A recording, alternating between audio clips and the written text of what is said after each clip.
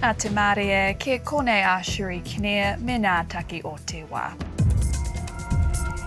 The queue of people lining up to see the Queen lying in state is now more than 4 kilometres long.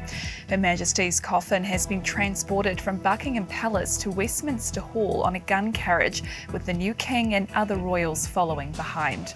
The procession itself was silent, except for the firing of guns at Hyde Park and the chiming of Big Ben. The Queen will lie in state until her funeral on Monday. Our reporter Adam Pearce is there. Watching on from Hyde Park with some other Kiwis who had gathered, it was really astonishing to see, in fact, just how many people had turned out and the noise of the gun salutes that seemingly echoed across the city and, in fact, across the globe in a sense, as we all mourn such an important and recognised leader. Back here, we're set to find out whether the country was in recession in the first half of the year. GDP fell 0.2% in the first quarter, and if the June quarter also shows negative growth, that means a recession. Stats NZ will release the latest data later this morning. Hopes a head-on smash near Cambridge will be the last for a notoriously deadly stretch of road. 2 people have died after a car and ambulance collided on Teedale Road just before 4 a.m. yesterday. Waikato Chamber of Commerce Chief Executive Don Good says State Highway 1 from Cambridge to the Paerere turn-off to Tauranga has been deadly for almost 10 years. He says there's been plans to extend the Waikato Expressway through that patch, but they've been scrapped. They've been waiting for it to be redone, and during that time there's been a number of fatalities. Air New Zealand's fares are on the rise.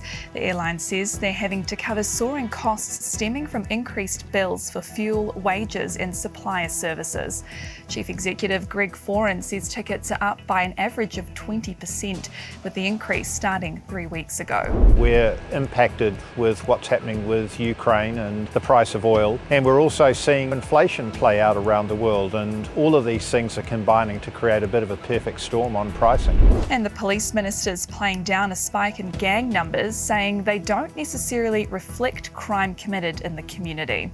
Our newsrooms obtained figures that show New Zealand now has 8,019 patched or prospect gang members. That's an increase of almost 200 on the national gang list since the end of June.